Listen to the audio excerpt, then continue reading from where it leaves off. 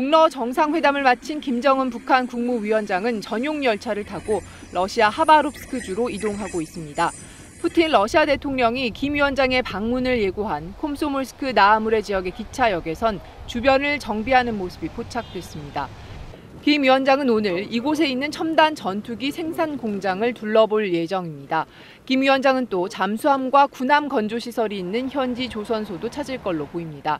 김 위원장 일행의 마지막 방문지는 블라디보스토크가 될 전망입니다. 김 위원장은 내일 블라디보스토크에 있는 러시아 태평양 함대 사령부를 방문할 예정입니다.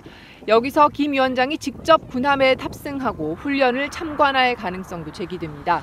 이렇게 된다면 러시아가 김 위원장에게 최고 수준의 예우를 제공하게 되는 셈입니다. 푸틴 대통령은 유엔 상임이사국인 러시아가 대북 제재 틀 안에서 북한과 군사기술 분야 협력을 하는 게 가능하다는 입장도 밝혔습니다. Есть уже определенные ограничения. Россия все эти ограничения соблюдает, но есть вещи, о которых мы, конечно, можем говорить, мы обсуждаем, думаем об этом.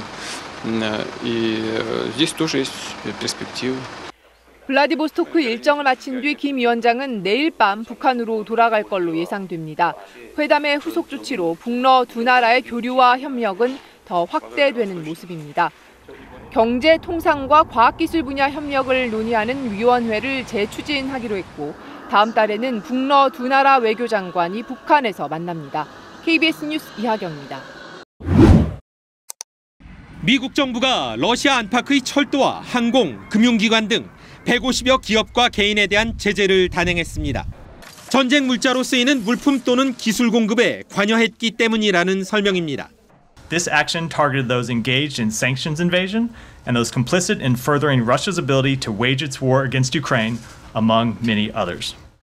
제재 대상엔 미국의 동맹인 북대서양 조약기구 나토 회원국, 핀란드 물류회사와 튀르키예 조선업체들도 포함됐습니다. 카메라 렌즈나 배터리 등 민간용으로 생산됐지만 군수용 전환이 가능한 물자들이 러시아 수송에 관여했다는 겁니다.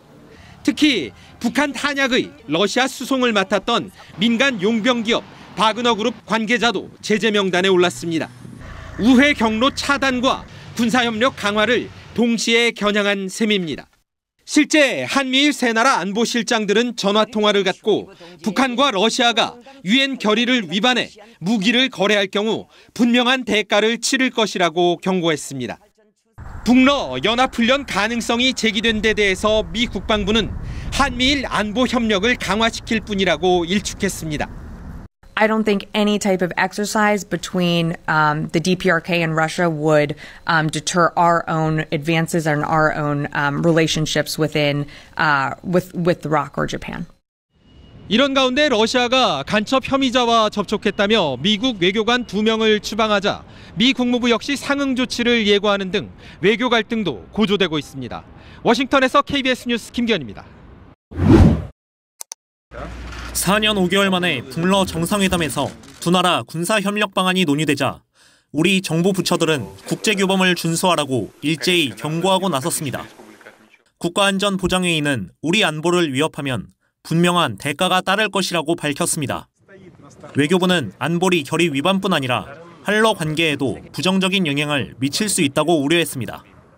러시아와 북한은 스스로 고립과 퇴보를 자초하는 불법 무도한 행위를 중단하고 안보리 결의 등 국제규범을 준수할 것을 다시 한번 촉구합니다.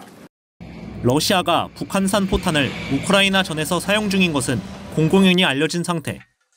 하지만 그 대가로 북한이 대륙간 탄도미사일이나 핵추진 잠수함 같은 첨단 무기 관련 기술을 받아내기는 쉽지 않을 거라는 분석입니다. 다만 다소 낮은 기술 수준의 전투기 기체와 부품 또는 재래식 잠수함의 성능 개선 지원 약속을 얻어냈을 가능성은 충분합니다. 또 북한이 다음 달 3차 발사를 예고했던 군사 정찰위성과 관련한 기술 이전도 유력하게 거론됩니다. 위성이나 발사체 기술까지는 아니더라도 러시아 발사체를 빌려 위성을 쏘거나 위성으로 얻은 정보를 공유하는 방안 등이 제시됐습니다. 러시아가 새로운 위성을 제작하도록 하고 북한 기술자가 이를 참관하거나 혹은 제작에 동참을 하면서 자연스럽게 기술 이전을 받는 방안도 충분히 가능하다고 봅니다. 김 위원장이 오는 16일 쇼이구 러시아 국방장관을 만날 것으로 알려진 가운데 그 이후에 본격적인 실무 협의가 이뤄질 거란 전망이 나오고 있습니다. KBS 뉴스 양민철입니다. 북러 정상회담과 공식 만찬을 마치고 우주기지를 떠나기 직전 김정은 위원장은 푸틴 대통령에게 답방을 요청했습니다. 편리한 시기에 북한을 방문해달라고 정중히 초청했다는 겁니다. 그러자 푸틴 대통령이 흔쾌히 받아들였다고 북한 매체들은 전했습니다. 푸틴 대통령은 초청을 쾌히 수락하면서 로조 친선의 역사와 전통을 변함없이 이어갈 의지를 다시금 표명했습니다. 크렘린궁도 푸틴 대통령이 김정은 위원장의 평양 초청을 감사히 받아들였다고 확인했습니다. 이에 따라 다음 달 예정된 북러 외교장관 회담에서 구체적인 일정이 논의될 것으로 보입니다. 푸틴 대통령은 지난 2000년 러시아 정상으로는 처음으로 평양을 방문해 위험한 상황이 발생하면 지체 없이 접촉한다는 내용의 북러 공동선언을 발표한 바 있습니다. 이번으로 푸틴 대통령은 충분히 본인의 신뢰관계를 보여줬다고 판단할 거고요. 그러나 만일에 푸틴 대통령의 방북이 이루어진다면 이 북러 관계의 신뢰관계가 한층 더 고양되는 의미는 있을 거다. 이 같은 북러의 밀착에 대해 미국은 일단 지켜보겠다면서도 무기 거래를 한다면 후과가 따를 거라며 강력 경고했습니다. If they decide to move forward with some sort of arms deal, well, obviously we'll take the measure of that and we'll deal with it appropriately. 유엔 사무총장 역시 유엔 안보리 결의를 지켜야 한다며 북러의 군사적 협력에 강한 우려를 나타냈습니다. KBS 뉴스 이수민입니다. 윤석열 대통령이 오는 18일부터 22일까지 2년 연속 유엔 총회에 참석합니다. 이번 총회 참석 목표 가운데 하나는 2030 부산 엑스포 유치 지지 확보입니다. 30개국 이상의 정상들과 개별 양자 회담을 갖고 부산 엑스포 지지를 요청한다는 계획입니다. 최고위급 외교의 향연장인 유엔 총회 고위급 회기를 적극 활용하여 부산 박람회 유치 총력전을 펼칠 것입니다.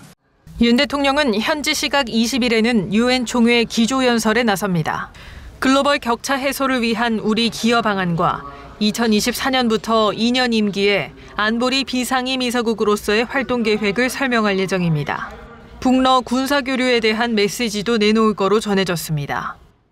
국제적 연대가 필요한 안보 문제에 관해 글로벌 리더십을 발휘하겠다는 의지를 천명할 것입니다.